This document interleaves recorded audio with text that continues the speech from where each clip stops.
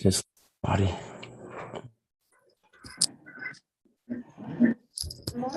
Hello. Good morning.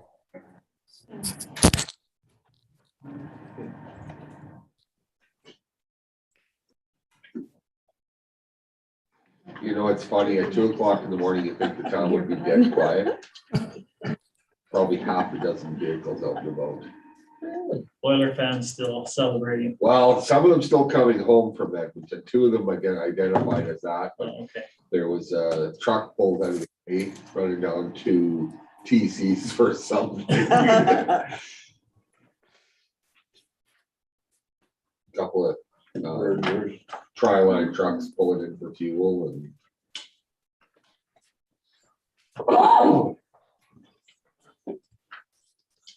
Kyle's not with us today? He emailed us Oh, yesterday or texted us, well, I can't remember, one of the two. yeah, So he's got a new employee that started. Yeah.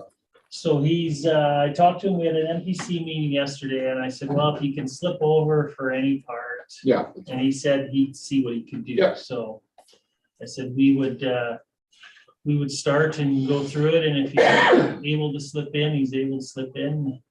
If he's not, he's not, so. Okay, we'll call to order.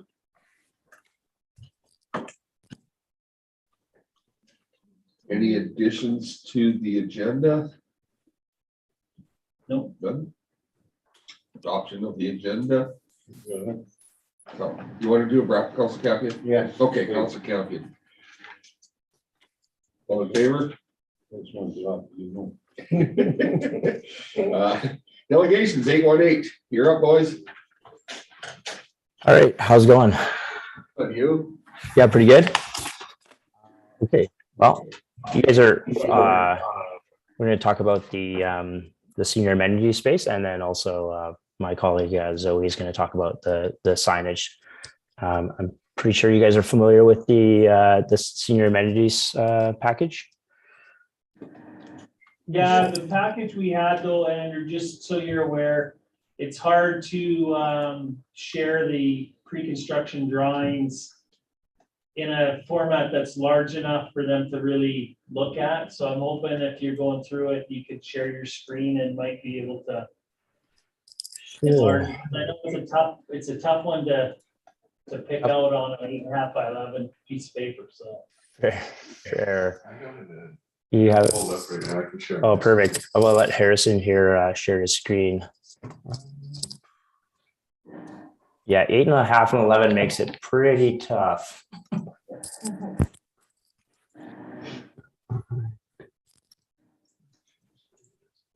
Just a second. How's everyone's morning? Good, except Calgary lost. Yeah, that sucked. It was, oh man, so bad. According to you. Yeah. Sure, there's some oil fans According in to there. some. So Yeah. was it 919, the other consulting firm we were talking to? Oh, Mr. Holy. It It was a heartbreaker. Oh, It was right? perfect. For some, for sure. But it's okay. We got another 3 games to go, you know? Yeah, that's I right. like your attitude. Oh, okay. Is that big enough, or is it showing up on your end there? Yes. All right, perfect. Okay. So oh, there we go. Internet. Okay, so starting with I guess the park space. Yeah, so the original path, and then we're going to if we go down to the bottom image there, the layout. Oh, there we go. Perfect. So the intent here is to widen the path more so than before, and protect the bollards. Hold on for a second. Let me just get my ducks Yeah, I in a can. row. I was actually going around in this document there yesterday, so I might be a little more familiar with this one. But essentially, so yeah, we're tearing out the old pathway. We'll be maintaining the same pathway alignment. We'll be widening the path by around about by a meter. we plan on rebuilding these rock bridges over the drainage channel here, which we provided a detail for on the following sheet. And we will be replacing all the bollards with new bollards, and just because it's just from a constructability point of view, a lot easier to like just create new bollard or new piles for the bollards. We'll be putting new piles under the bollards. When I was discussing this with Jen, she mentioned that there's an existing or there's an old concrete pad by an old shed where we'll be roughly placing the new bike racks with 5 racks. Yeah, and we're maintaining most of the the planting beds, and this concrete seating area right here will be untouched. So that's basically like a high level overview of what's going on at the park. But I think that's it's pretty much all that's going on there. Here's like the proposed details and stuff. I don't know if you guys, how much detail you want to go into on this stuff, but was there any comments on this one in particular in this phase of work? Only, I think, to preface the conversation as we move through this today, as we know, the cost estimate that's been provided is, not within our budget.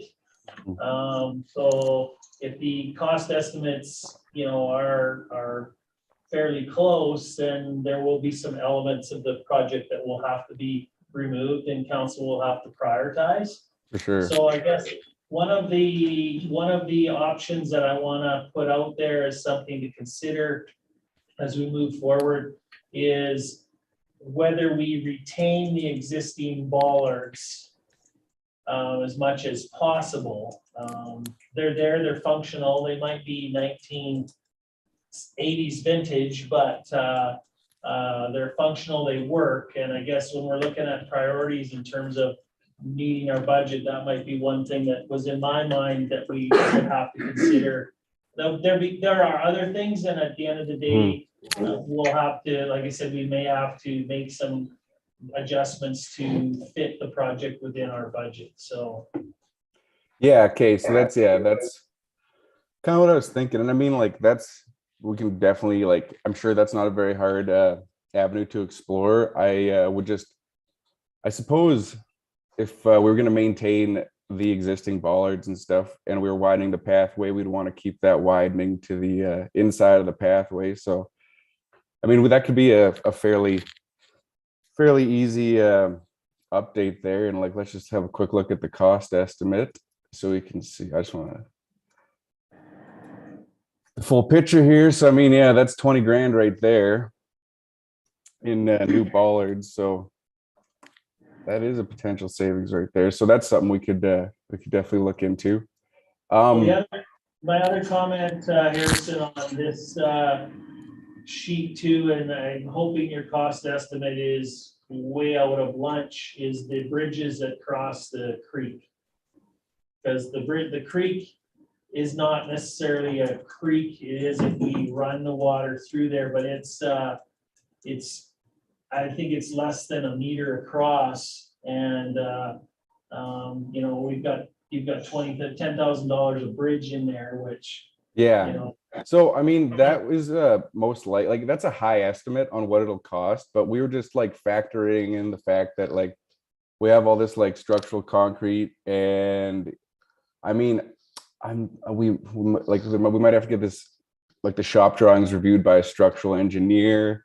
There's these the boulders are a separate line item, but I mean, there's a lot of infrastructure going into here, and we're just trying to account for all the inflation and fuel prices and everything. So I would imagine when a contractor prices that, it will it won't be 10 grand a pop, but we could potentially explore coming up with maybe something less impact, just something smaller that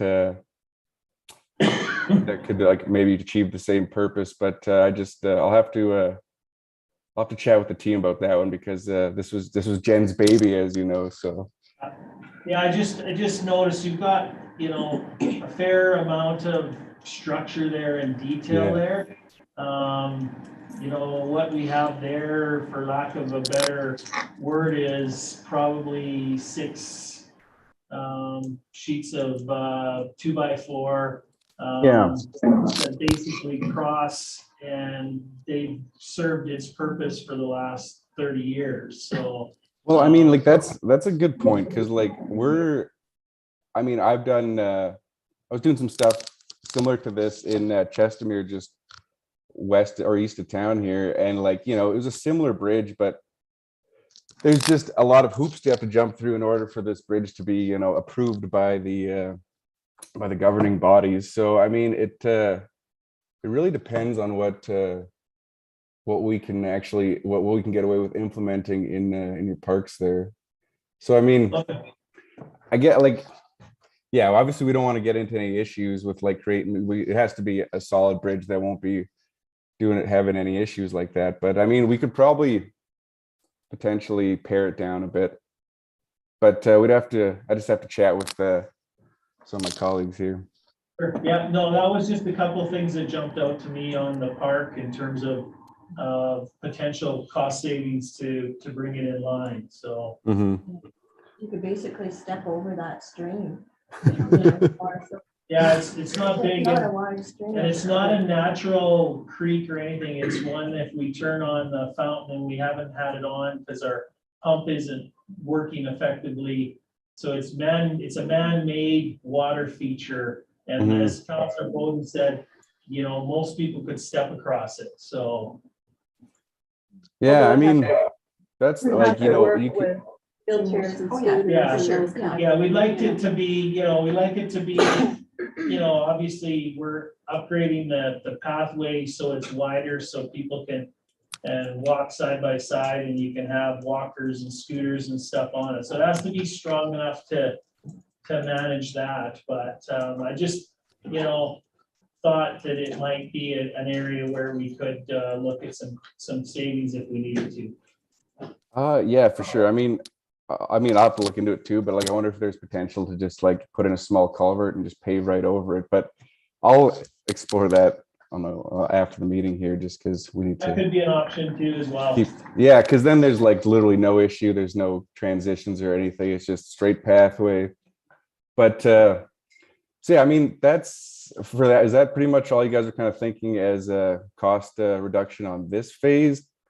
Like, you know, I don't know if there's any other comments from the rest of council, but doesn't look like it. yeah. Alrighty, we'll move on to the Palliser Trail here.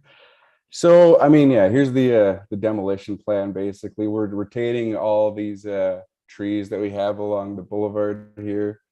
It's pretty, I mean, it's a pretty nice, like, you know, limited construction. There's not much going on in there. We just have to be mindful of the utilities and everything.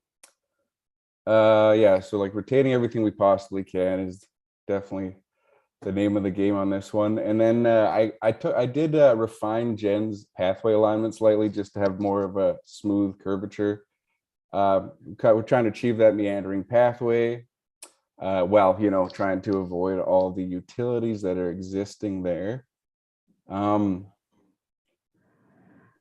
Yeah, I mean, one of the things that I did note was there's this old pathway here that connects to this monument, and I was suggesting just blowing that the half of the pathway that connects to Second Avenue, and just because it doesn't really cross the street to end like a crosswalk or anything, so we could just delete that and have it accessible by a new pathway. But So that's for council. That's in front of the Canada Grey. That's after you've crossed Palliser Trail, and so the monument is the goose. mhm. So that's the whole trail all the way from the lodge to the. Yeah, Is that showing the lodge right to, what side of Palliser is it on? the west side. The west side?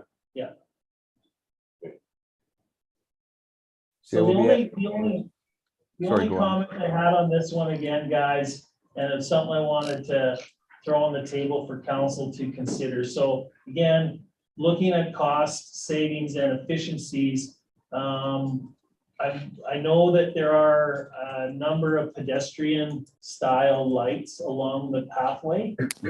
So what would they be, 8 feet high, 10 feet high? Oh, let me just. They, of course, there's no. There, yeah, they'd be about, I think actually maybe 16 feet, I believe. Okay, there. So my comment to council, again, trying to save some dollars moving forward. Is it necessary to have pedestrian lighting along that trail? And the reason I'm saying that is that none of our other trails in town, although we don't have any asphalt trails, but any of our shale trails don't have any additional lighting as part of them. There is some minor street light on Palliser Trail that provides light. So in my mind, that was one of the things that I thought for consideration was, is it critical that we have pedestrian lighting along that trail? Well, I mean, For feedback from everybody, Well, so. I know we have a lot of people that walk on the road there for Yeah. whatever reason. Yeah. So if we could get them onto that trail and if it meant some lighting, then get them off the road. Yeah. Yeah, but especially in the fall when. Yeah, our fall and daylights are- spring of the year, are there's less. lots of people walking. I guess my thought on it, if we don't go ahead with the actual lighting, at least put the infrastructure in so that we can Add it. add it in Okay. future. Yeah, okay, that's that. Yeah, I wanted to just have that discussion and see where everybody's at. As somebody that drives down that road every morning, yeah. Well, and. I mean, and if I think- That pathway is mostly gonna be, well, is to mostly accommodate seniors. Lighting might be, a good thing to attract them to get out and that it is a safe pathway. As well, how many lights are you putting in that set, in that stretch? I 19 of them. believe, yeah. Can you go with less? Like, do you We need- could definitely explore that. I mean, we could definitely reduce the number. I mean, I think maintaining the lighting is a good idea just because, it's in the fall and spring, when it gets dark earlier, it'll be nice to have that light at dusk, especially if it's going to be utilized by seniors quite often. So we could look into reducing the amount of lights on there for sure. Is there some work with the town to do? Make some- Probably not a ton. And then sometimes when you get mixed in with the if you're contracting, you want the contractor to do it. If there's any issues, it's There's a on their bunch of warranty and finger pointing. their deficiencies. Yeah. If you get involved and you go, wow, they didn't do it well enough, it's a little tougher, but. Yeah, that was my only comment on that stretch was just lighting, whether it's reduced lighting, whether it's no lighting, whether it's putting the infrastructure in for the lights that the lights can actually be added later. So in that lighting budget, Kim, does that include the crosswalk? No. No, the crosswalk's separate, and of course, we know we've got part of a crosswalk. That's what yeah. But even maybe, would shorter lights be cheaper? Do they have to be that height? I guess then it kind of spreads out, but if they were, do they need to be that tall or? I mean, Well, I think, we sorry, could I think my opinion is you want them tall enough that people can't easily, Damage them? yes. Yeah, And I look to 818 as, the Expert. experts in Yeah. what sizes, what heights, what's necessary. I know we don't have lights on our other trails, and I just wondered if we're looking at having to save some dollars, whether that's, whether it's reduction in lights, whether you were able to cut it down, you're gonna save some money. but this is on one of our busier roads too. This is a main road into. Yeah, but you're moving people off the road, Right. so. That's why I think the lights are, yeah. Okay, no, I just And the other wanted thing to, is too, when we're not talking about, if we're talking about seniors, they're not out at 4 in the morning. No, I mean, I've seen this. There's nobody in those dark hours. They're coming out when when mhm. it's daylight. They're not out at 11 There's lots of o'clock at people night. walking in the dark. But there might be. When I'm some going that to come work out. in the morning, there's lots of people walking on those roads in the dark. And we have to think, I know that it's coming from the lodge and it's going down, but there's lots of other will you be using that trail Right, and would okay. appreciate being off of the road Others. in that section, so. And the lighting might attract them to get off the road and on. They don't close till 1.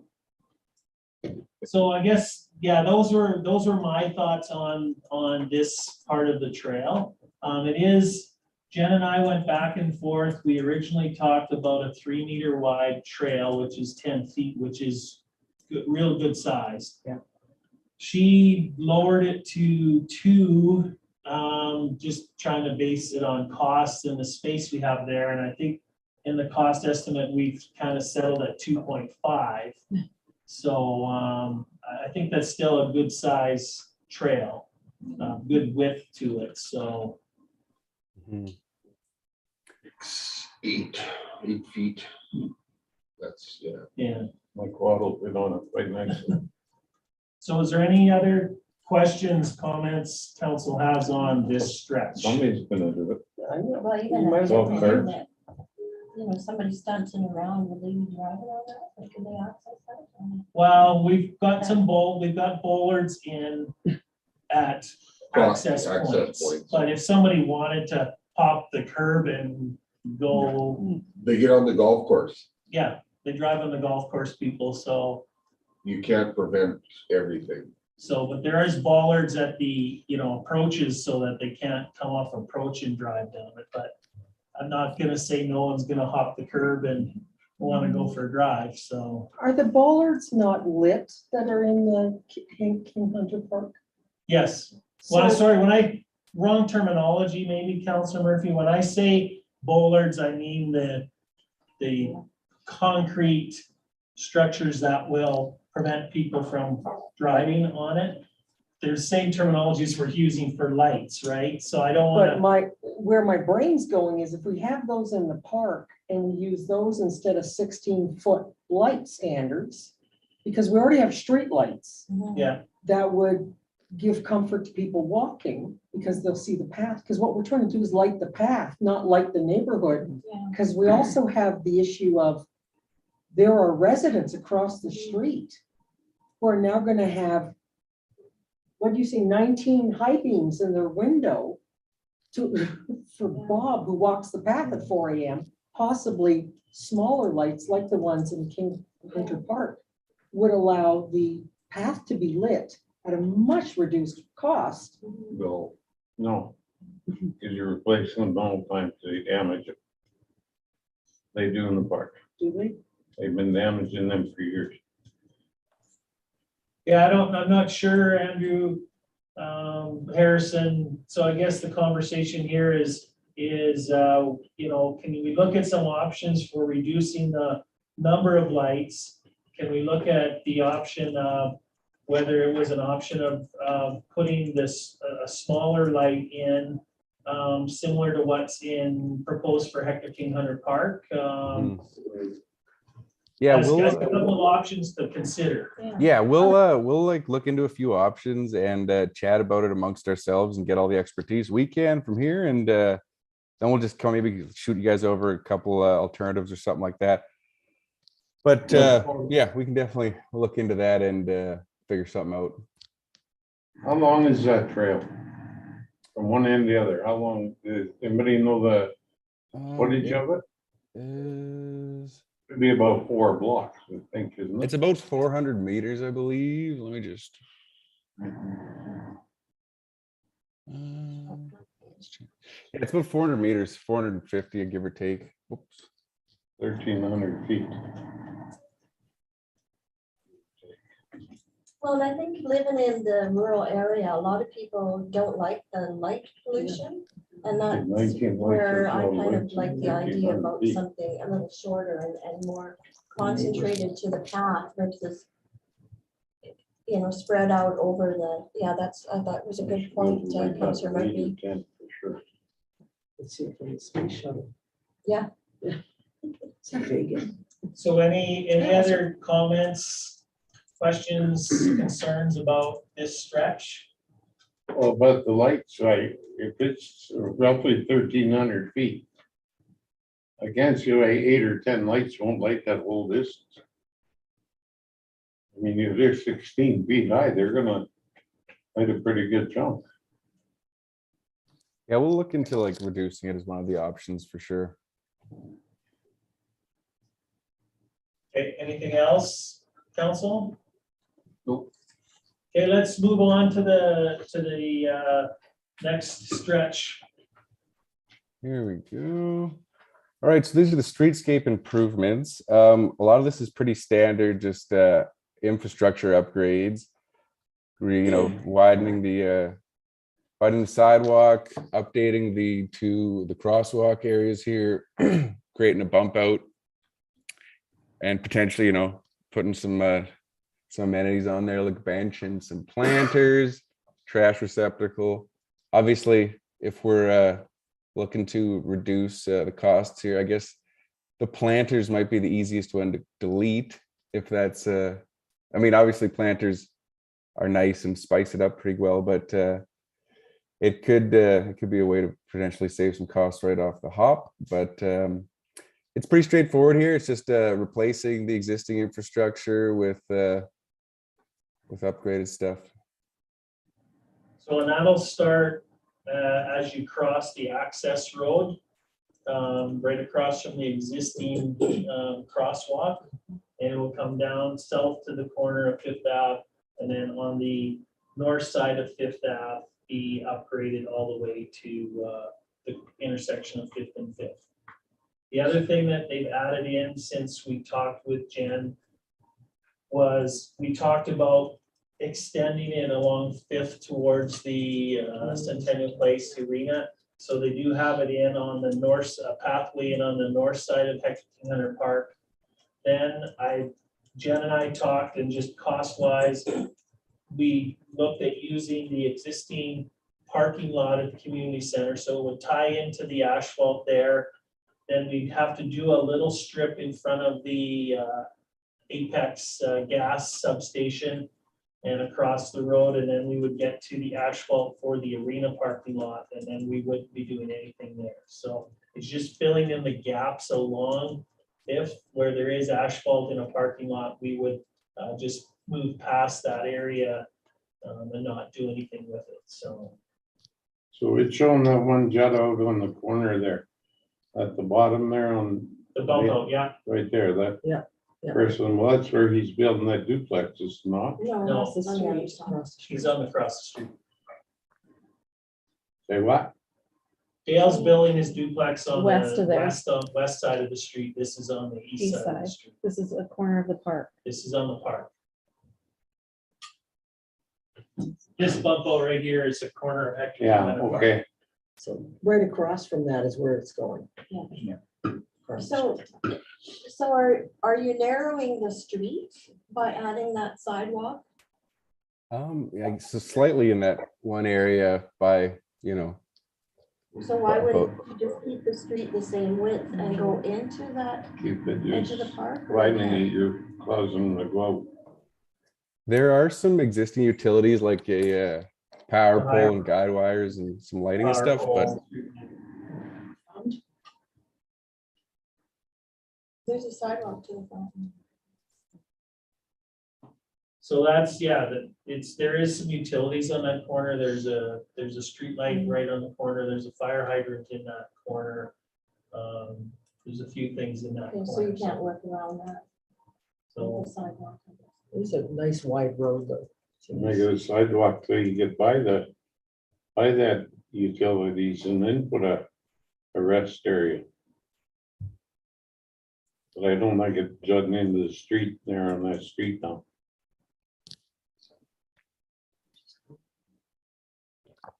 I would say move your rest area to the east of where the utilities are. then you'd be inside all of them, Council Camping. So you have your curb, you'd have your street pole, you'd have all that stuff, and then you'd have it inside there. So it doesn't really fit on the corner of that. I guess I don't have an issue with, I don't have an issue with the design and with it as it is. I think as we move forward and we, get our tender back, then you'll know where you're at. And again, this might be a part of this project that would have to be either pulled out or reevaluated. Mhm. So the whole road, so you're gonna go, like if you're going west, you're gonna go from a narrowing road to a wider road. towards Blackview Trail. You're not necessarily going through a narrowing road. The intersection will be slightly narrower because of the bump out. Yeah, I know, I'm talking about the sidewalk. The sidewalk on Fifth, I think won't necessarily change the road. We're talking about, correct me if I'm wrong, we're talking about 0.5 meter increase. Yeah, or about, yeah, it's jutting out. Not the bump out, Harrison, we're talking, The sidewalk. I think we're talking Fifth Ave. Oh, yeah, that'll be, I think it's 1.5, I believe, yeah. So I think it's like, yeah, 0.5 meter at most. So it's not wide, and I think the other option we have there too is we can put that 0.5 meter or less than 0.5 meter into the front yards on Fifth Ave. It is town property. It's one of those where people think their property goes all the way out, but there's no boulevard on that street, so the actual property line is inside there. Most of them would not be an issue. The only house I see along that stretch that might use some work would be John Castor. Has a small retaining wall right out to the sidewalk. So if we moved it in 0.5 meter or 1 foot or however we moved it in there, we'd have to restore that Yeah. retaining wall on his That's property. extra But other than cost, that, I too. don't think there's too many other issues on that side. Yeah, I'm talking about the south side. No, Right, yeah, and you we definitely have a note on the drawing to address that retaining wall if, replace it once it gets just damaged or like removed in construction. So, I mean, it's not a very substantial retaining wall. It's just like pressure treated lumber. So it shouldn't be too much of a cost, but It is John what- Castor's his is concrete block. Oh. He has a cinder block retaining wall. oh, this is the He's other side of the probably- street, sorry, yeah. He's probably in 604. Oh, yeah. So question for you, my interpretation of the drawings is the pathway on the south side of Fifth Avenue on the north side of the park is going to be within the existing park. It's not gonna encroach on the road. Yeah, no, it's within the existing curb. Like I show the outline of the curb here, the Yeah. existing That's what curb I here, was so it does stay in alignment with that. I mean, the bump out's the only thing that really is projecting over what's existing now. So yeah, on the north side of Hector King Hunter Park, it will be there. So there's existing curb there, so it'll be inside that. Okay, that's what I was, Okay. concerned about. So Okay. that's good. Thank you. Any other questions? So they're gonna widen that whole sidewalk by 0.5 meter, This one right here, the north side of Fifth Avenue there. all the way down, that's. Well, right now you can't push a walker. Can't push a walker on it very easily. It's too narrow. And to be honest, the sidewalk isn't in very good shape. So it's gonna have to be replaced sooner or later, whether it's through this project or whether it's through another time, but it's cracked. A lot of the length of it is cracked, so, but it is very narrow sidewalk with the rolled curb. And some residents probably won't mind, even at that little tiny bit that No, isn't theirs anyways, yeah, for a new wider sidewalk. Yeah. So I think it would be a little Dale more. Snappville, he don't have room for all his blocks. That's what him and John's yard. So any further questions? The mayor looks like he's looking at something closely. Any other cost savings? Well, those were the things that jumped out to me in terms of potential things to look at, cost saving wise. I guess what we will, the next steps on this project will be is we'll need to have 818 refine it with some of the comments that we made today in terms of the number of lights, in terms of the what savings would be to use the existing bollards in Hector King Hunter Park. So some of those things, refine the cost estimate, look at the bridge would be another one. At the end of the day, after we refine that, I think we'll go out to tender. And that'll give us the true number, and at that point, we can. Approximately how much over our, Right now, we're probably, I don't have it in front of me, we're probably 150 to 200 over, that's what I was, somewhere in that ballpark. I do have one question. The sidewalk expansion towards the Centennial Building. I've walked that road many times with the grandkids, the minute you get past the entrance to the arena and you're walking on Fifth Ave, it's gravel. There's this big, on On the north side the of north side of Centennial Centennial Place, Place. yeah. So this is not No. gonna add, This- so if you're walking there, you still have to stop, jaywalk to keep Yeah, going, yeah, to come back. Okay, that's Just- how it's, or you could it's duck meant- down and go through the park. yes. right, through the skate park. Yeah. Okay, I calculated it's 196,000, Okay, yeah. so about 200,000. So I think, is everybody good with that? Harrison, Andrew, you got, you guys got any questions? We confused you or? No, I think we're good. I'll just run through what I took down as the big items to explore here for the for the park. We'll try and retain the existing bollards and look at value engineering the bridge a bit. Palliser, it's mainly looking into the lighting, reducing the lighting, changing the lighting to something, you know, more cost effective, looking into maybe bollards. And for the streetscape improvements, it's I guess mainly the only minor cost savings would be like the planters and stuff like that. And yeah, I and just seeing how that plays out after tender. would leave the planters in for now, Okay. Harrison.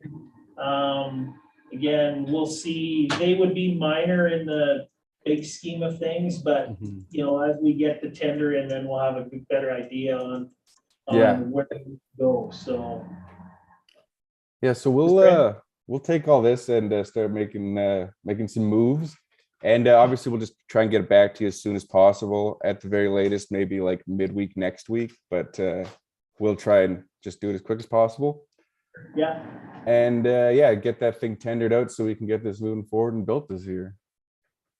Definitely don't want to narrow that street, that Fifth Avenue up. no, we're That's where not. the buses and everything come in with the hockey thing. Is it not the one that's signage for entrance to the, like, Well, to get to the arena? that's a lot of people who come in on Palliser Trail will turn there to go, no doubt. Yeah, well, it's signage for that. Wow, there's The signage arena the is- other way Maybe too. it's not there. But yeah, there's, Signage there. I don't worry about the signage, but you're right, that is the direct route if That's the you're direct coming route. off of Palliser Trail to turn there, either coming north or south, so. But that is, just so you know too, that is a wider road from this point on. It is a wider road because when the lodge was here, they had that indent there for on-street parking, so it is a wider road than normal, the last third of the block, so. Okay, if you guys are good with that, Harrison and Andrew, we'll turn it over to Zoe again to go through the signage stuff. Sounds good. Thank you, guys. Thank you. Hi, everybody. Hello. All right. Harrison, can you stop sharing your screen? Yeah. There we are. I mean, I could just talk about it, but I think we want to see something. So Zoe, before we start, just, so we're all on the same page. So we don't have, what you're showing us today will be our first glance at it, just so there was nothing in the package, so council doesn't have a lot of predisposed ideas. I know the basis of your signage plan will come from the community development report that 818 did. So I'll certainly turn it over to you, Zoe, to walk us through what you've got planned so far. Absolutely.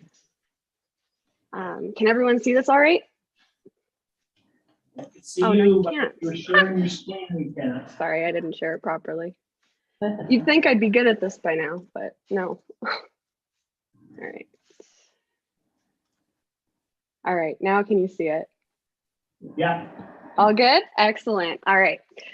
So yes, I will be sending out this slide deck as well as my concept package, and there is a sign inventory package for your closer inspection. There's quite a lot of small text in some of the signage inventory, so don't worry too much about trying to catch that as I go through here. I would really welcome any feedback that you can give afterwards. So today I will be going over both the existing signage inventory that we've done, which is a part of our signage plan, as well as the developed signage concept for review. We're going to have 2 breaks for any quick questions or clarifications you may have. I can't even remember where I put my keys in the morning, so I know it's hard to keep something in your head for a whole presentation. And if you have any discussion points that you think will take a little bit longer than a quick question break, just save them for the end and we can have a longer chat. And again, I will make this all available to you right after I finish this.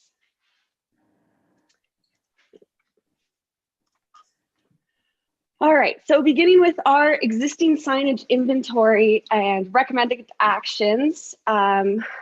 This is an overall view of where the inventoried signs that we did were located within your beautiful little town. There's about 36 signs within this inventory. They range from the larger monument signs that you see at the entrance into town, as well as the smaller wall signs or signs on posts that help people find their destinations once they're inside Hannah. These signs have been organized in this inventory according to their recommended action that Jen determined through her little analysis that she did. They are either replace the sign completely. Some of them we are keeping. Some of them we are keeping and placing a brand onto. Some will be completely removed, and the others have panels that are able to be replaced to maintain the brand standards of the town. I understand that this is a slower, softer rollout, so there will be prioritization to what signs are the most important, which ones are reaching the end of their life cycle. So this is the signage that we are keeping. A lot of the signage in this section were either recommended to be kept because they're newer installations like the one on Centennial Place, or they have some kind of character or feel that really helps create the sense of place within Hannah, like the RCMP monument or the sign at Fox Lake.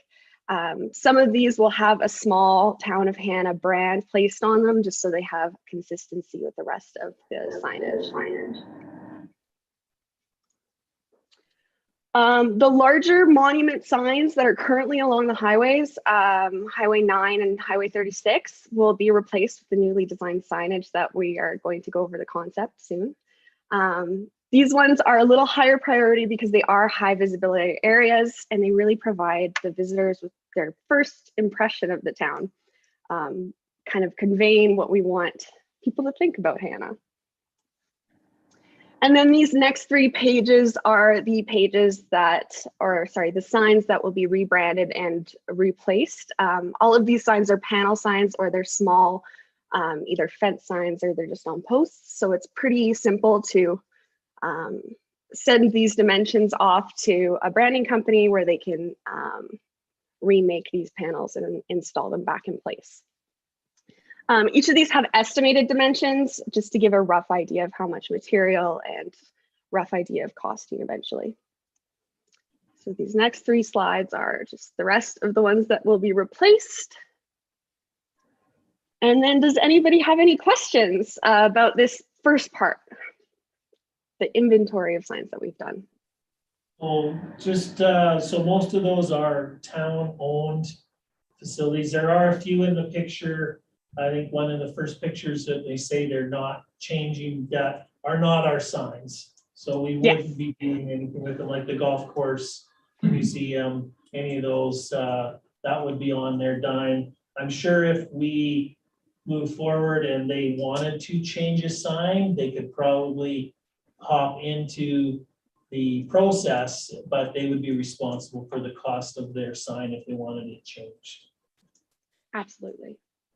So I do have a question, if I may.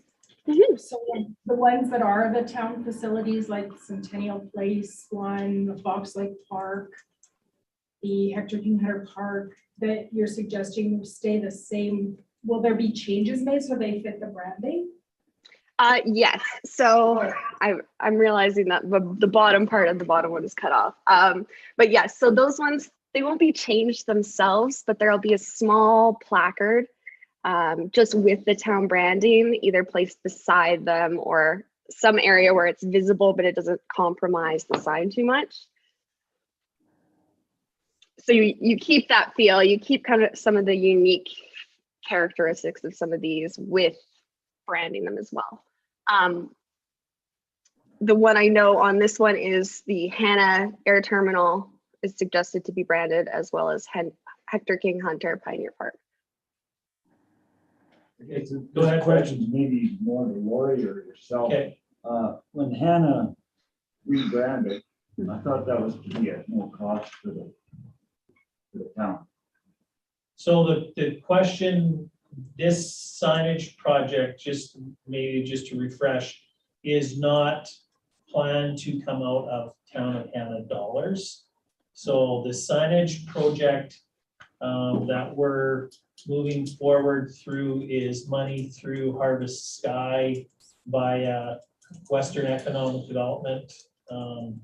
So we don't at this point have anything in our budget to do with these signs, but Harvest Sky has dollars in their grant dollars to put towards this project.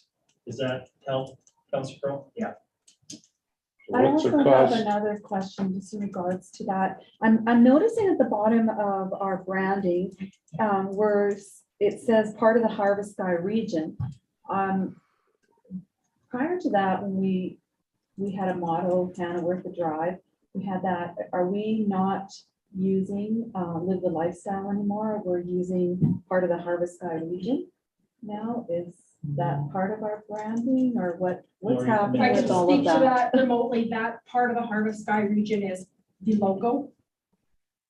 And so with Live the Lifestyle is used, it's added as an addendum. So if it fits into the branding somewhere, we can throw it in. where we So want. where would it fit into the branding, I Well, guess would be that's- my question. She hasn't shown us everything yet, so.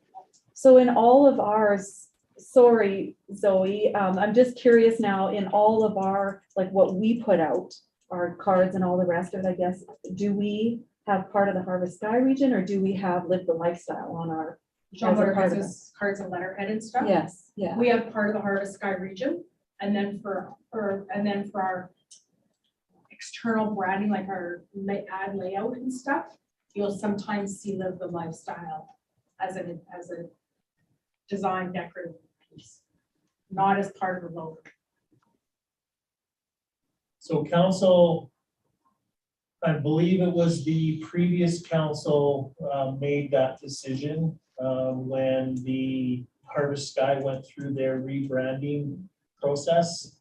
That was the discussion with council, and council did adopt the part of the Harvest Sky region as their logo, trying to work cohesively with Harvest Sky and create a region. And I understand. I just think it's a bit confusing because in one place you read part of the Harvest Sky region, the next time you read live the lifestyle, like. It's I because we can't- haven't spent good money after bad, right? If it's going outside the community, we strive for consistency, absolutely. But if we're gonna rebuild business cards just for the sake of rebuilding business cards, it doesn't seem like a good use of funds to me, but that's my personal decision. If council wants us to wipe out everything with one way and totally overuse the current one that's been approved, then yeah, we can. Sorry, that's probably a whole nother Yeah, topic for yeah. another day, but sorry, Zoe. No, you're fine. I was just curious because I'm seeing this, I two different agree that it logoing can got be everywhere, so I'm wondering. So is there any reason why we wouldn't have reached out to the golf course and the museum to include, or at least offer to include them in this? There's no reason, Counselor or Mayor Cross, we're just Yeah, seeing. no, this no, now, it's, so- that's fine. I'm just, So, yeah, to me, if we are trying to yeah, if they want encompass, to then I think that we Yeah. should reach out to them and, tell them we're doing this, yeah, and if they want to be a offer to, part. yeah, exactly. Yeah. That would be my, Yeah, So we can you show that slide where you had there where we're replacing all them ones? Mm, The majority of them are on the highway. yes. What is the cost of replacing one of them? Is it an estimate? I have the first estimate. We haven't done a new estimate based on the concept design. But for the primary town entrance enhancements, they budgeted, or they estimated $65,000 Per sign? for 3. It depend on what what it we is, pick, yeah. and she not finished showing Yeah. us. For 3 of them, 55 grand, 65? so don't get Don't get hung caught up, up, yeah. don't get hung up in the funds right now. Again, it's one of these projects where we have a finite amount through the grant that, we'll have to prioritize. Whether we want 3 entrance signs, whether we want to have one larger one and 2 smaller ones, it's all up for debate. So if you want to keep going, Zoe, Absolutely. All right. So yeah, now it's the fun part. So from previous rounds of engagement that we did, we heard that residents really wanted a clean, modern look. They tended to pick signs that had wood, steel, and elements of color inside of them. A couple people noted that they really wanted low maintenance, which is a great idea anyway, for signage. Visibility on the highway and at different speeds, as well as uniqueness to the area. And then including the town branding and logo. So there's this consistent message. As soon as you see the entrance to Hannah, you know where it is, you know what the feel is. So reading the strategic plan, as well as some of the other documents that Jen has previously prepared, I was inspired by the quote of, "We have a strong economy with deep roots in agriculture, farmers and ranchers, constantly preparing for the future, and a community embracing change and opportunity." So I wanted to represent this statement through the signage for both visitors and residents, and this is really key to the design. The land that surrounds and supports Hannah, as well as the industry that relies on the land, is really essential to Hannah, as well as the beauty of the land, the rolling hills and the beautiful prairie, as well as the story of the people that live there, both the past, the history of Hannah, as well as the future. I noticed that there's a really strong, positive and hopeful attitude for people in Hannah for the future.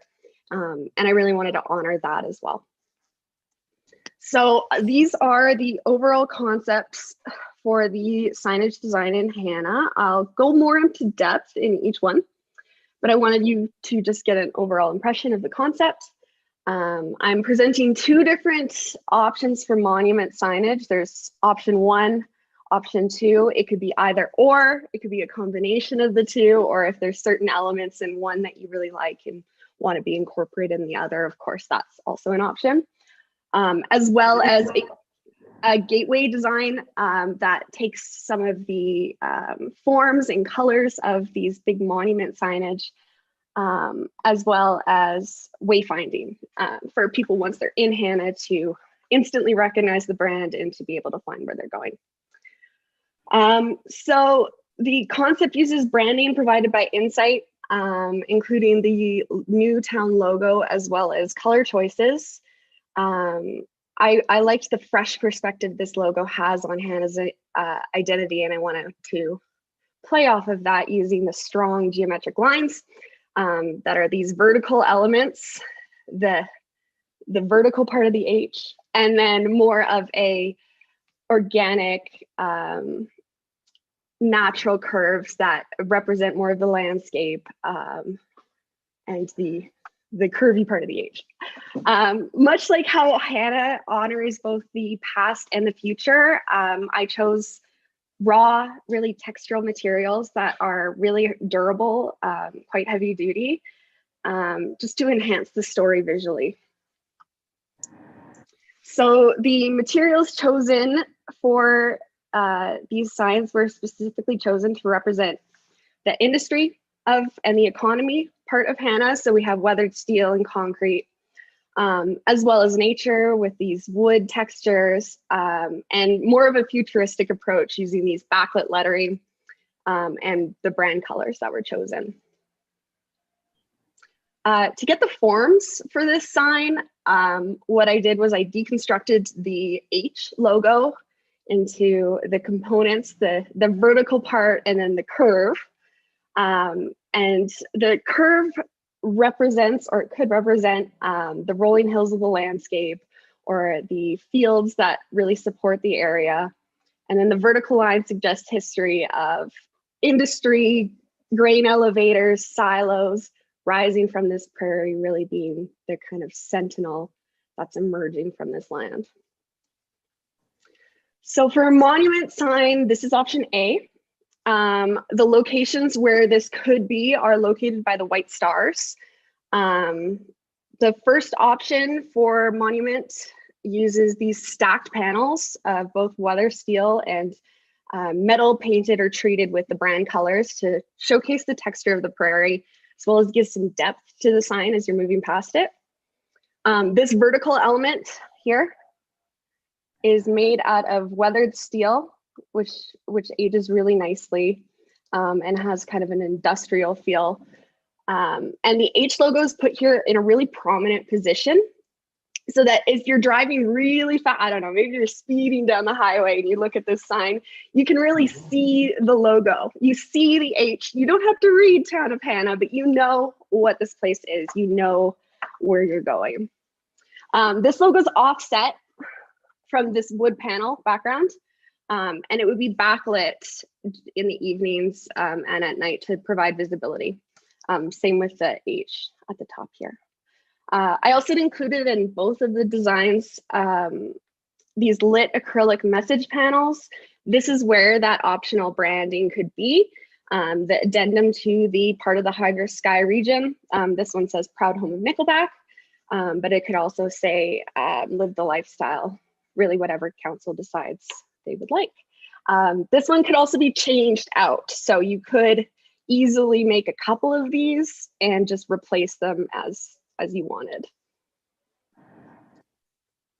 So Zoe, just a question on your locations for these signs. So two of the ones on Highway 9 are pretty much in their existing locations. Yeah. The third one you have in the north is a different location than we currently have. And I guess that would be a question for council as to where they think, if we have that third one coming in from 36, do you think it should be on 36, or do you think it should be in as closer you get to Hannah? So I think it needs to be on 36. Oh, I think so, yeah. Okay. More visibility. So we should. Do all three of those places have power now? No, that's the other question that I had, Zoe, too, is, you know, we'll have That's one though.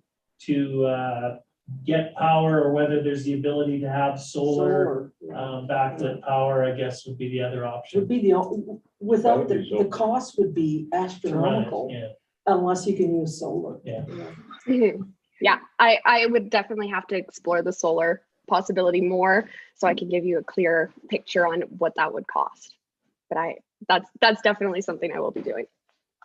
so the other thing that went through my mind as we talked about signage too is, and again, it'll go down to cost at the end of the day, but do we need to have the same 3 signs in the same 3 locations, or are 1 or 2 of the locations not as high a priority and could be a different style of sign?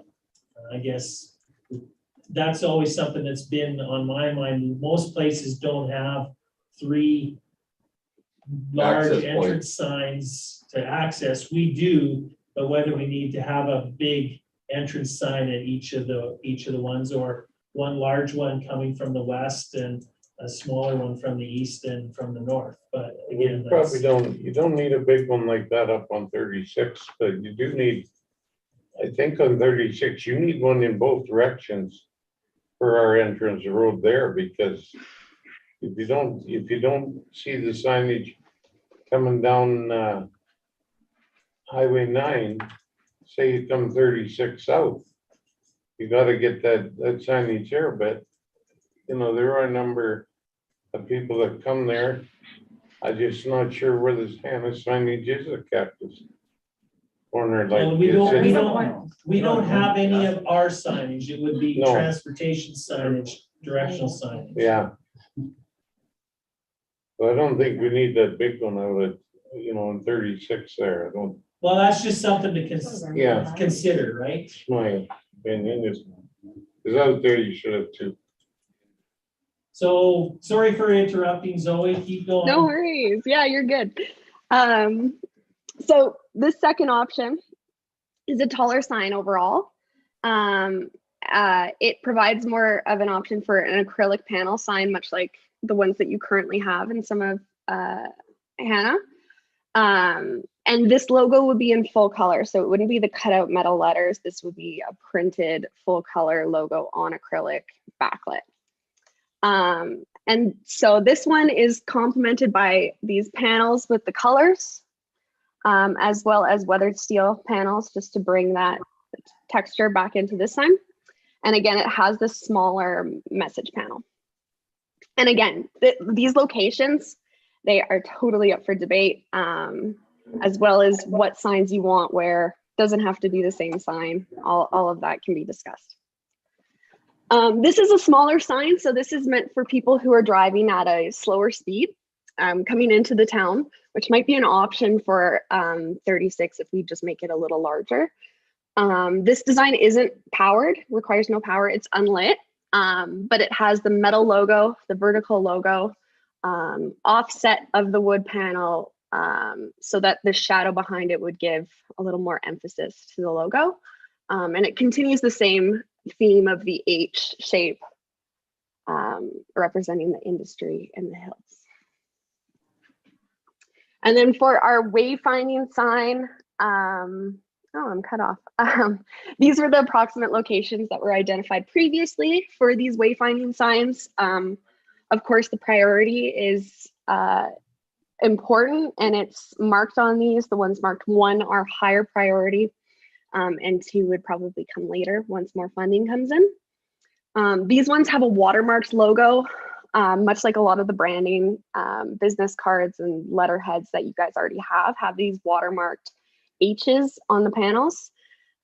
Uses the same coloring that's in the brand, as well as wood and the weathered steel accent that ties it into the overall theme.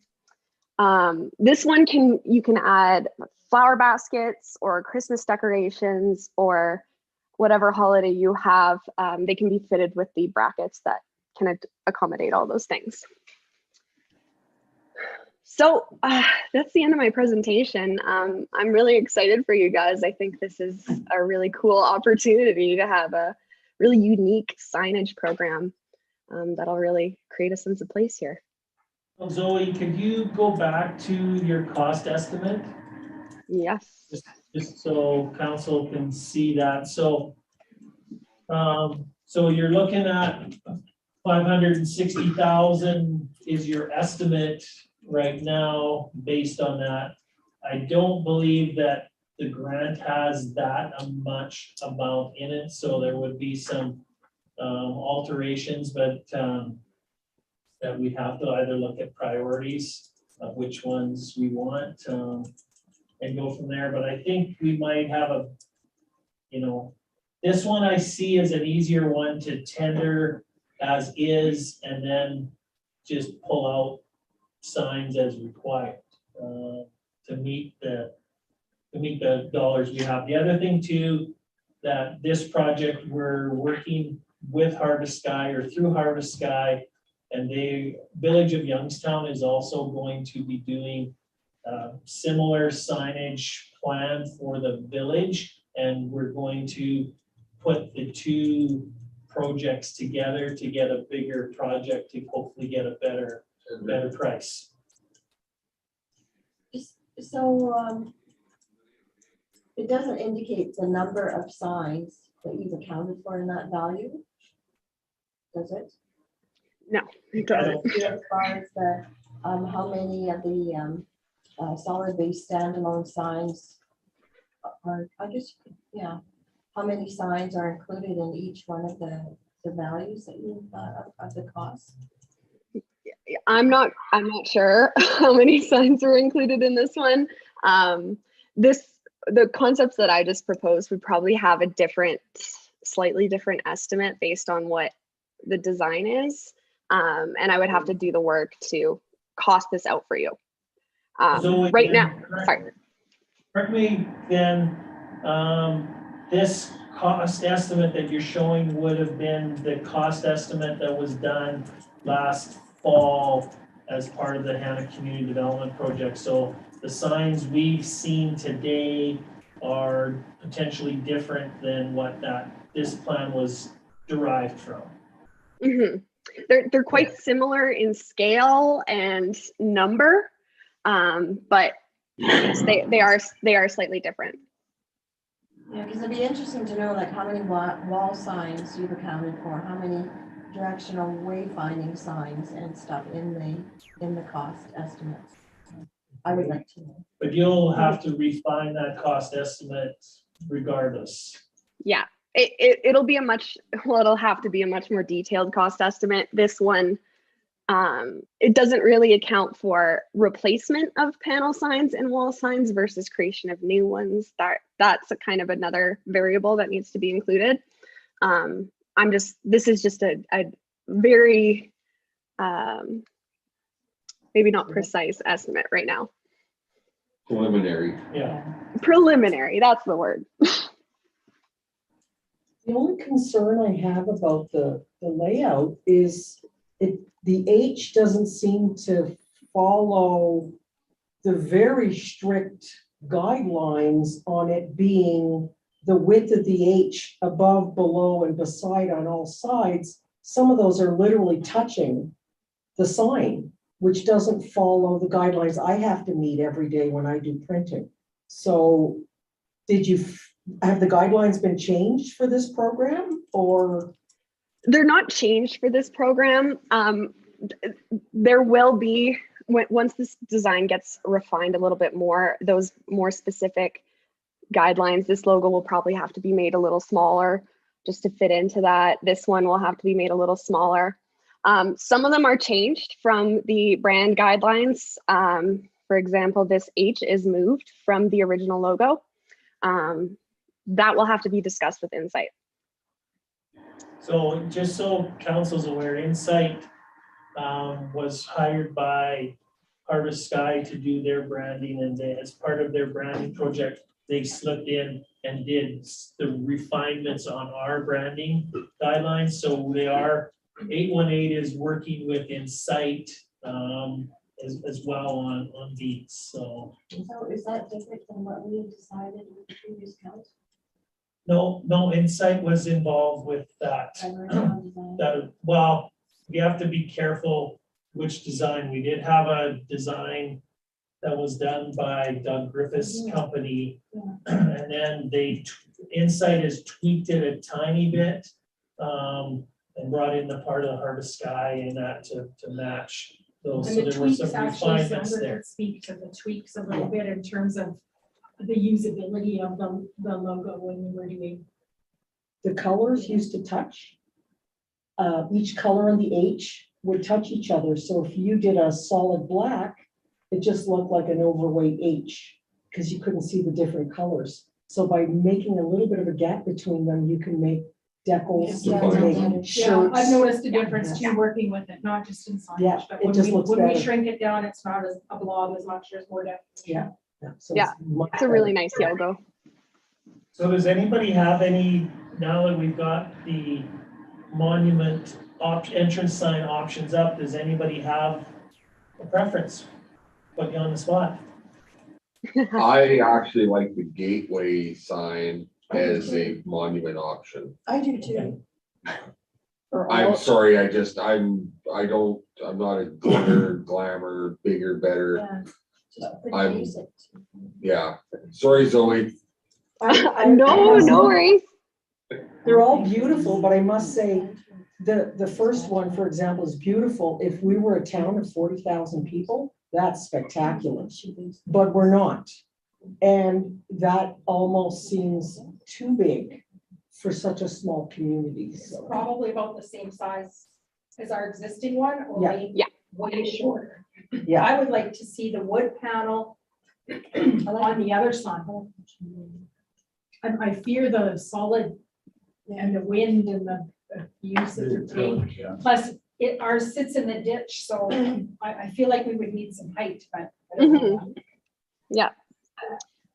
Just one note on the size. For example, this gateway one, this would be too small for a highway. If you drive past this as it is right now, you wouldn't see it. It would be too tiny. You'd too have to small. make it bigger. Yeah, absolutely. These ones, this is about 4 meters tall, which is about the standard monument signage height. This one is a little bigger, but it could be adjusted based on the post height at the bottom. Zoe, I really like the monument option too. I think it's very showy. It's very professionally done. I think what's striking to me is the actual colors. Like it really stands out. I'm not saying that monument option 1 wouldn't work the same. I'd like to see the color scheme from option 2 in option 1 if we were to consider that.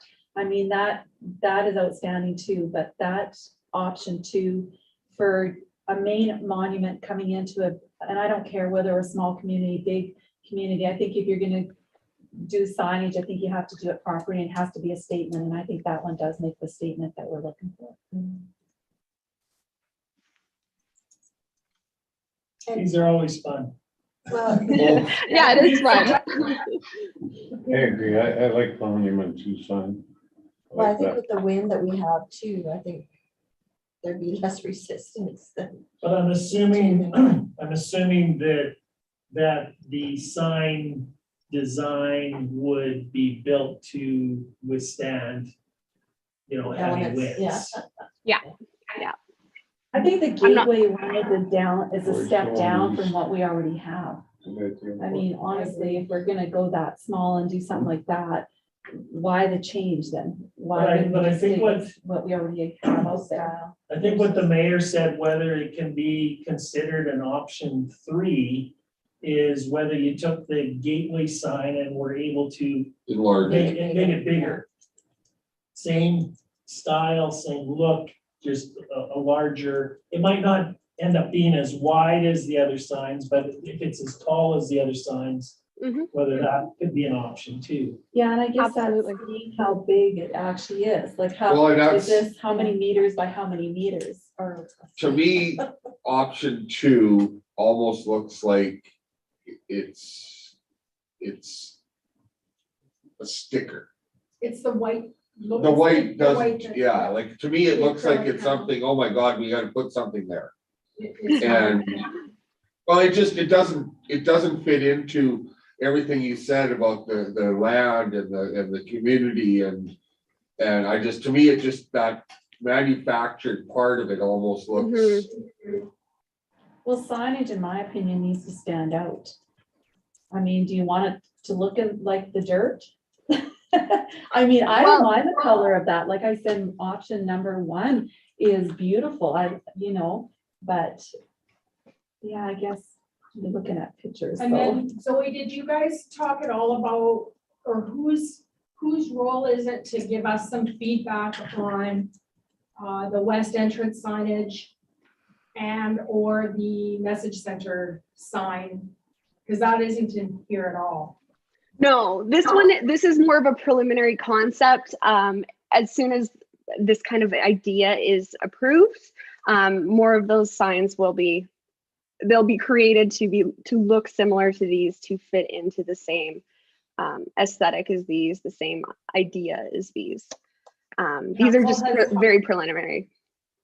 Right, and council has talked about the possibility of eliminating the monument sign on the west entrance and replacing it with a monument sign where the message center sign is. And so I don't know if that's a good or a bad decision based on I understand. thinking about the location, or that it's an entry point into Right. the municipality. Zoe, what is the cost comparison between monument sign She doesn't option have 1, 2, and the gateway She doesn't one? have them. They don't have it? these are just. The gateway one would be cheaper. Oh, Just definitely. just by size, it would be much cheaper. So, I guess, sorry, Mr. Neal, I guess my only thing is, if we're, things. my only thing is if we're going to do this, we need to do it all or not. Because we can't, that all of a sudden we used to have a little sign here that looks like this, with a little sign here that looks like that, with a little sign over here that does this. I think if we're gonna buy into this, I think we need to buy in wholeheartedly. And it doesn't matter what sign option we take, I think if we're gonna do it, we do it all or we don't. That's the intent. I like the wayfinding sign. I'm just wondering about the white on the green. Will it stand out at night? It'll probably be a little thicker of a line weight on those, and the lettering as well as the arrows. Well, is the H? Doesn't. Yeah. Look like it would stand out just with the The- green background. The H might not stand out as much. It's meant to be more of a watermark kind of feel. And that panel could be branded with Town of Hannah or another direction going on, really depending on where the sign is.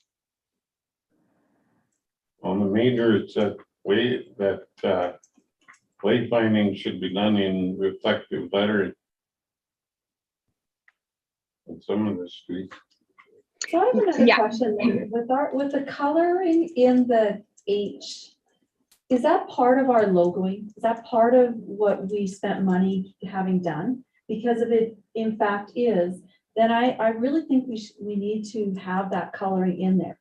If it's not, we can use black lettering, then that's okay. But I think if we've spent money putting this logoing together and using this color scheme, then I think in my opinion, we need to stick with the color scheme and be able to show those colors. If it's not, then, and it's just the design of the H with the spaces between it and the leaf sticking out there, that can be in any color, then that's fine too. But strategically, I think this council or the past council spent a great deal of money putting this logo together with these colors for a purpose.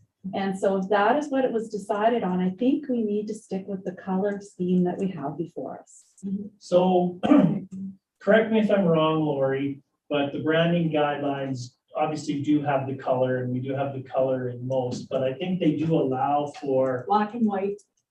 you know, in the branding guidelines, that if you can go with strictly all black, if you need to in certain, again, in certain situations, not in every situation, but in certain situations, it would be allowed.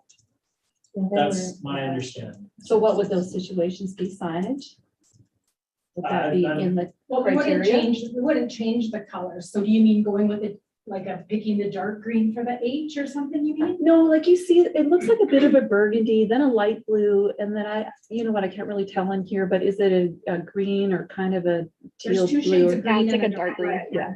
Okay, so So those that same- color scheming, was that part of the logoing? Yeah, and those are the same colors that are in the design pieces that she has. They're the extended H. The wayfinding is not the same, it's just not Yes, as, it is. It not would as, be. not as visible on this particular picture. Well, the wayfinding sign, It's the dark its green. background should do the same blues on our big sign. It would be. And, Yeah. That's Yeah. just my marker. Yeah, And it's hard when you're putting it through a projector, the colors. Well, I'm not Kind of- questioning you, Zoe, that's not my, this No, question you're is good. not about what you've done is great work, but I'm just questioning strategically what has been decided on for us to work with as signage and colors and all the rest of it. So that's, I'm just trying to pinpoint that, what that may look like. I think your package has the brand guidelines in it, your council package, but I can make sure Which- you get another copy. You mean when The they, orientation. the package. orientation, yeah, when you first were elected package. Yeah, but I can be sure you get another one. And it does not speak specifically to signage as much as I would have liked when they were doing it. I think because everybody kind of knew this might be coming up. But it does have some detail about logo usage, separating the H and having the town, having those two as two separate pieces was not part of the guidelines. Used the way that the monument sign does. That said, it doesn't mean we can't modify The coloring, so you can have it any color. the color, well, the splitting out of those pieces. We can make that modification. So we have, Council Crowe, we haven't heard from you what you like or dislike. Well, option 2, the acrylic to me is cheap. Like I just don't like acrylic signs, like they're cheap. Sure, they're brighter or whatever, but they're cheap. Option 1, I like the backlight. Like, we could change the town of Hannah to colors. Doesn't have to be black or whatever it is. And the same as the logo, put it in colors. It would brighten the whole thing up and I think the backlighting behind the lettering is more appealing and more, you know, it looks rich for one thing. Yeah. I just don't like acrylic signs, like they're cheap. And you always got the risk of something, you know, they're getting wind blown or whatever. And does acrylic kind of get sun bleached after a while, or, It's crystallized. yeah, it kind of. The newer types they have new processes for finishing and all that should diminish that kind of effect. But what I'm hearing from everybody is that you guys seem to like the color of the logo. You like maybe more the overall design of Monument option 2, but with perhaps a wood or a steel panel behind, color logo, backlit lettering. Is that about what we're saying here? Like to see how it looks. Yes, yeah, absolutely. What's the cost comparison between the two? I don't know. But just as an aside, I apologize. anything with acrylic, like a flat panel like this, would probably be a little cheaper. Would also. Don't have think- more ink. And it would probably cost a little more to light it.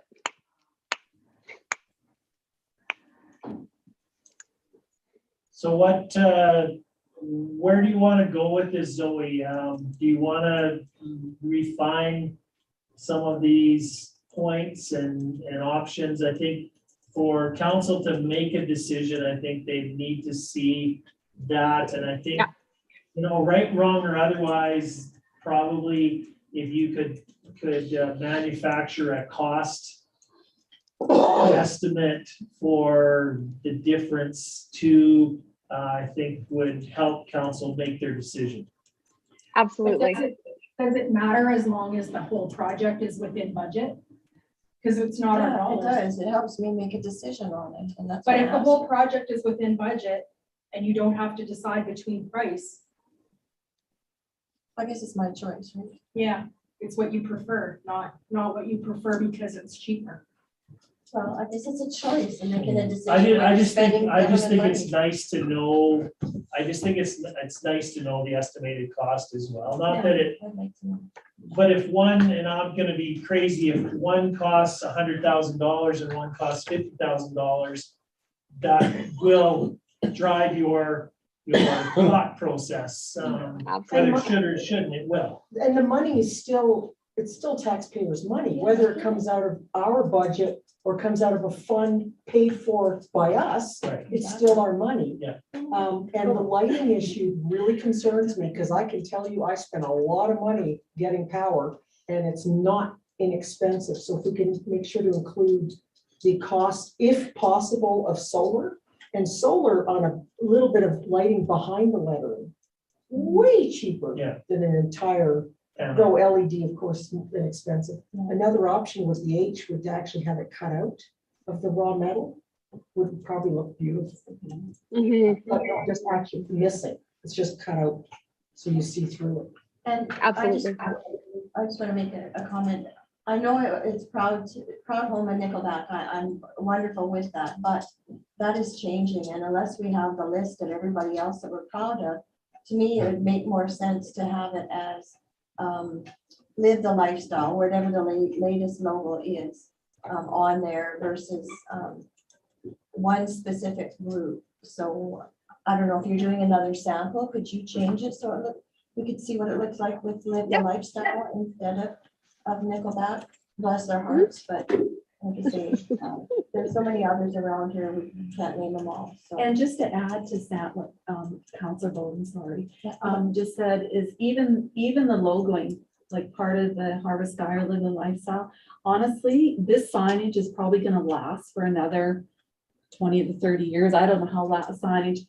I'm afraid of, logo changing again. We're always gonna be the town of Hannah. But that logoing, I don't know if we actually need that there. I mean, that's something I guess we need to talk about as a council. But I'm feeling like that does not need to be there at all because of signage changes. So you make a logo change again in the next 10 years, and all of a sudden you have that again, and yet we're gonna have this signage for the next 30 or whatever amount of time these signs last for. So I might be under the opinion that we don't need to have that logoing on there, Logoing, you mean the tagline? or the tagline, Okay. whatever you call that. Okay. Like logoing, motto, whatever. Yeah, but the tagline part of the Harvest Sky, we know we're part of the Harvest Sky. I don't know if we have to indicate it on the sign, but But we, funding it, yeah. they're funding it, I don't mind. Well, If they're funding, I don't mind. yeah, putting their yes name and on it. no, they're funding. They're the It's- facilitator of the funds Yeah, from the it's not federal us. government. It's not- Yeah. Um, What about, But I guess just to go back to that, and we'll have to think about it. I don't know if there's a right or a Yeah, wrong I answer. think this but at the end of conversation the that needs to be day, had. We're trying to promote the The Harvest Sky region and all of our branding and marketing that's going out that Harvest Sky is doing on our behalf is referring to the Harvest Sky region and be a part of it. So it's just another subliminal message when you're coming in that catches people's eye. What's Harvest Sky region or Harvest Sky region, Harvest Sky region? So I don't know what the right answer is, but that would be probably part and parcel as to why you'd want to leave it. I understand your point that 10 years from now, that might not be our tagline. But hopefully, if council of the day makes a change, that can be something that can be incorporated into those signs, but it would be at a cost. those signs hopefully will last 30 I years. hope so. But the logo tagline might change but that could happen, so. How come none of the highway signs, does it say Hannah welcomes you or welcome to Hannah? I mean, every other town I go to, it, like a major place, it says welcome to. It makes you feel like that they want you to be there. This sign here, you just drive by it, it's just like a sign along the highway at a little hamlet that's dead and gone, you know, to me. If it don't have welcome or Hannah guess- welcomes you. I mean, guess everyone it means has a nothing. different, Yeah, I don't think I've ever pulled into a town because it said welcome to. Yeah. and I know a It's a lot of, personal feeling thing, for my sure. understanding would be a lot of the towns that are going through a similar process or are changing their signage, you know, whether it was old school thought, a lot of them had welcome to. I think now if you see places that are putting new signage in, I don't think you'll see welcome to. I think you'll see more of their corporate brand, and that's what you'll see. But again, that's the trouble with signage and logos and everything. They're very subjective, so. Maybe, I'm maybe too damn within the old. gateway, maybe below that could be welcome, Town of Hannah, welcome as you get into off the highway. Go ahead, Lori. And we focused a lot on the monument and the gateway, but I'm curious about the facility, the ones that the plan is to replace. The There's the any- panel sign kind of replacements. Yeah, if there's any design concepts, like we have, or I'm gonna use the triplex as an example. We call it the triplex. There's 3 ball diamonds and 2 soccer fields and a playground and picnic areas and whatever else. So it needs to be probably signed as some sort of a facility, but then there's facility signs on each of the ball diamonds that recognize local people that have been kind of formally or informally named. So I'm just curious as to what something like that looks like and how that ties in. So those signs, haven't designed them yet, Okay. but they would follow similar guidelines to these ones, depending on where they are. I would assume, Zoe, not having seen the design on the wall panel signs, for example, I'll use this building. We've got 2 existing wall panel signs that are already there. We would just simply change out the wall sign in there. And my assumption would be that branding inside there would be probably very similar to monument option 2 acrylic portion. Yep. That's what my assumption is, not seeing any designs, but that's kind of what my assumption is, so.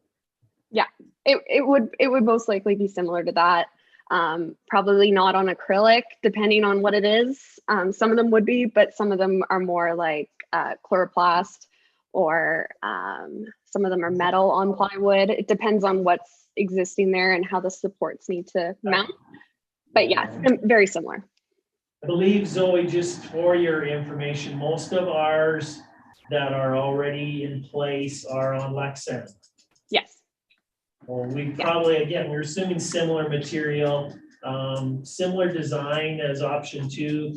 But instead of Town of Hannah, it might say that, and underneath it might say swimming pool or. Yeah, I have feel like the you're H in talking the 2 swimming different pool. things. I feel like you're talking about the backlit panels that are already in place, that we Yeah. just need a panel replacement. Yeah. I'm talking about the ones that are not already in place. The ones that aren't, like, I don't know, you have to go back a couple of slides. There's, These No. ones. yeah, that one. Yeah. Parking and the ball diamonds. Yeah, that would probably be dependent on just when they're done. Parking lot would probably be pretty similar to that. It would probably say public parking with the new town logo underneath it, but same metal construction.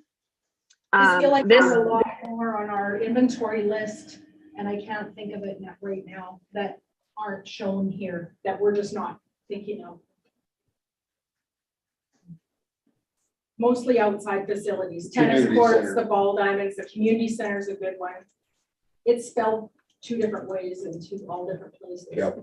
Mm, Most facilities that don't have.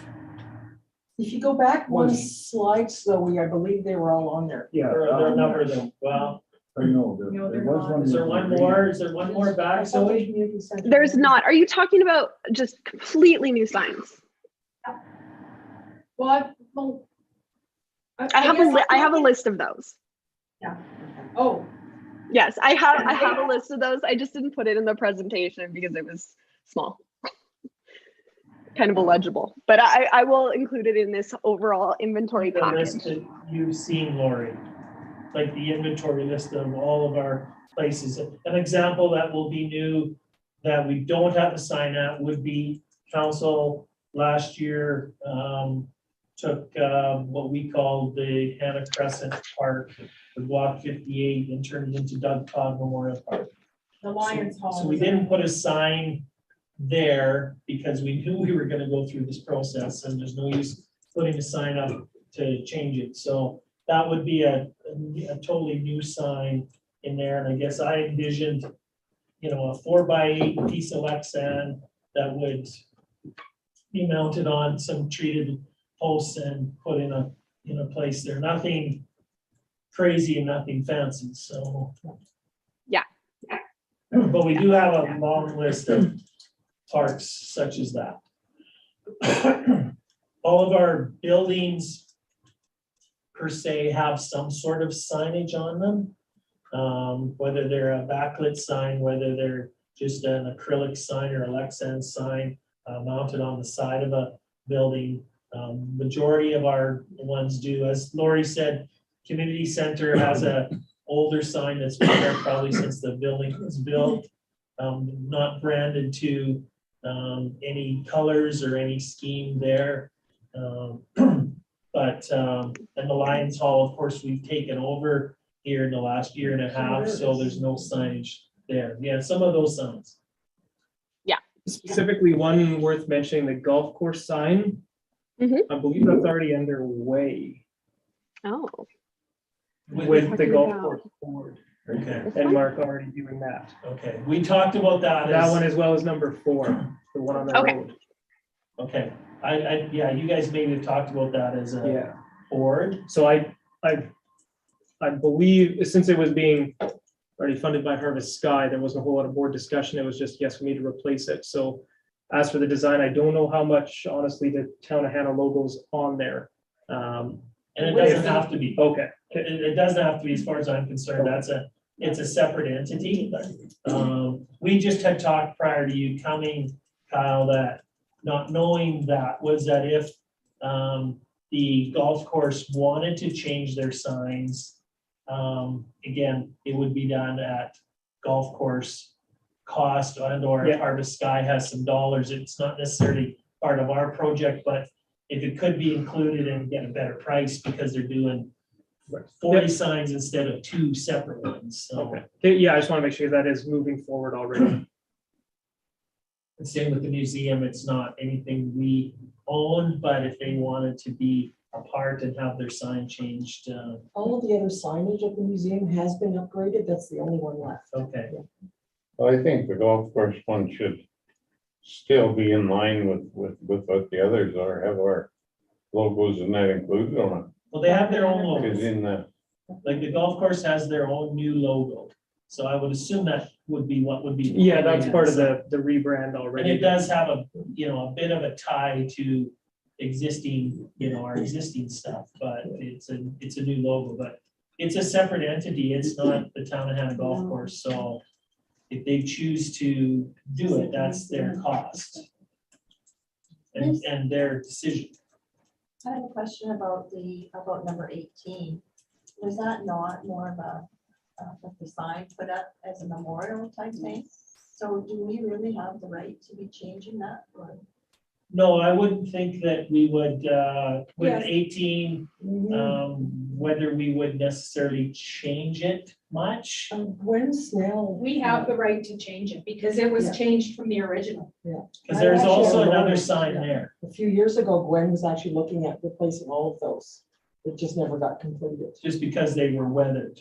because they were Probably weathered, not yeah, looking. and changed them, actually changed the layout and design. Change and make the uniform. The layout and design for them was done during Worth Drive. And before that, I think it was,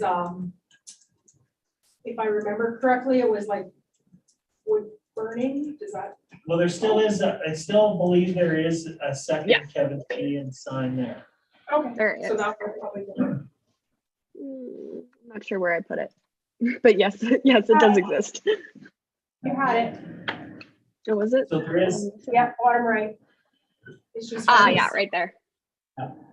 so there is two, like, and again, those were signs, and I think somewhere up there I saw some of the other ones. We have the West James Diamond. I thought I saw that picture Mhm. somewhere. Again, all done at different times and no consistency. So we're removing one and we're keeping another. No. Yeah. No, it The says one with the- replace. No, but on the one with the bleachers, it says to keep. Yeah, That's freestanding. It's not attached, I think. It's on the bleachers. isn't it? no, No, it's it's freestanding. freestanding. So there's a lots of little things like that that All over we'll have to work through, but there's a lot of signs up, again, over a 30-year period that have different consistencies across the board, so. Mhm. And just one thing to note, I believe when, like, for example, the Kevin Sheehan, it's anything that has a town logo on it that isn't the current town logo. So this one has this tiny little logo at the very top. I believe that's why Jen marked it as a replacement. Thank you, Zoe. So what do you see as the next step, Zoe? So what I am going to do for you is after I send you this stuff, you can mark it up with any comments, and I would really appreciate that if you could send it back to me. I will make any adjustments, and then I will come up with a more refined concept, just based on some of the notes I've been taking, that might address more of your concerns than the current one. Along with possibly a preliminary cost estimate. So can you also, Zoe, look a little closer at some of the facility signage and what that might look like? Yeah, I can do that. One more question, if I may. Does the Chamber of Commerce sign fit in here anywhere? At the west entrance? In terms of, is there anything we can do to make it look a little more cohesive? Is that the LED one? No. It's a, I don't know if Jen would have it in her inventory because it's not our sign. Yeah, I don't think we added It's it. it's the Chamber of Commerce sign and it basically has a map of town and has participating businesses who have purchased a small sign on it to advertise their business. So And it's I in a don't know, font. I'm looking at the chamber rep, I'm not sure whether I'm not you want to opposed, see anything or. no, I'm not opposed to, it's part of the town, whether you like it or not, it's part of the town. I'm not opposed to incorporating something on that sign. Okay. I can talk to the rest of the group, but It wouldn't even have to have the town's logo and stuff, but just make it look a little more cohesive. we're working on some things to make it a lot better, and the fact, getting rid of the for rent spots that we have on it, we're actually gonna put, where those are potentially home of Hannah Minor Hockey, home of the Hannah Heat Soccer Club, instead of having the forbidden for rent sign on it, looking like the whole town's for rent. Home of the Hannah Rodeo, stuff like that. Elks Club, but just different, instead of having the for rent, I mean, utilizing what we have and doing a job of marketing that way. That's one of the things that the chamber is doing this year, so. I wonder, Zoe, would we also be able to see what the different coloring is for option 2 using the coloring from option 1? Absolutely. Yeah, I'll draft that one up for you. And vice versa as well. Maybe that would give a different spin on option 1 if it's got the same coloring as option 2 or whatever to see what that would look like. And there is backlit, so that option 1 would also have to have power. Mhm. Yeah, both of them would be battery or solar panel. Okay, thank you. Okay, anything else for Zoe? Counselor Olson, anything jump out at you? I know you joined us I late. feel I missed a lot of it. Well, we're not redoing it. Yeah, I like the white sign. I don't know if it's the white or just the height of it. But I like that one better. I don't know where everybody else landed on it. Kind of, Down the middle. It looks like an H, which is kind of cool. guys, Yeah. I don't want to hold you up, Zoe.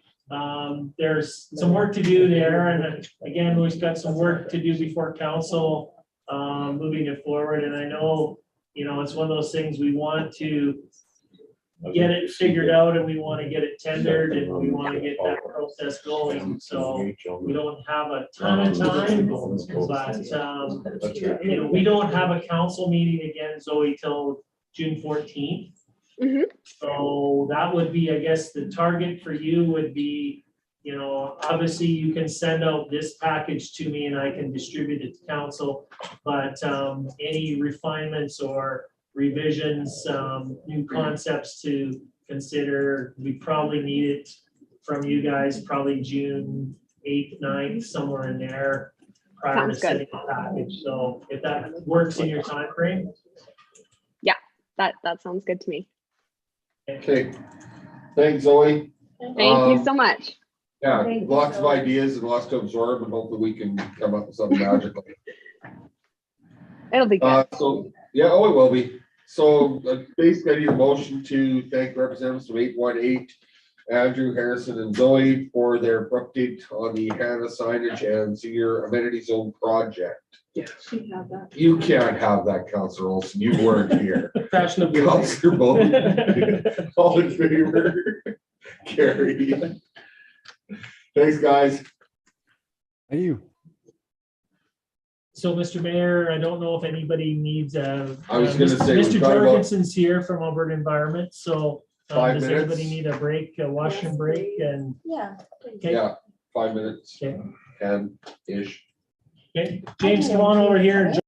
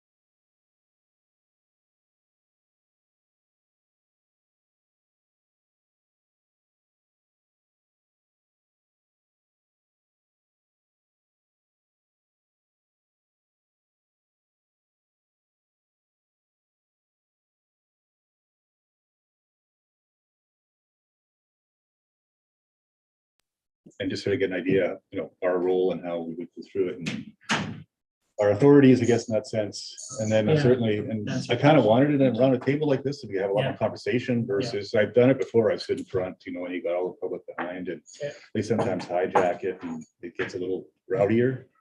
Where this way, then you have a lot better Oh, you have discussion. no idea. I, GFL in Wheatland County, I was the guy. Yes. Everybody's got ears that I lived in pull me in the Stratford. pipeline, that's- The public is That's all you welcome, got. but they're just not here today. Oh, It's open to the public. Oh, is it? Yeah. Oh, okay. I think this was. Well, we're closed. gonna- Yeah, this When session, I we, think, is when we closed. move back in, we're gonna move into camera. Oh, we're, so oh, I see, okay, sorry. No, no. It's gonna be- I think we're ready now. We're gonna Mr. move Mayor. back into live action. And now we need to move into camera. What was that motion? Counselor Warwick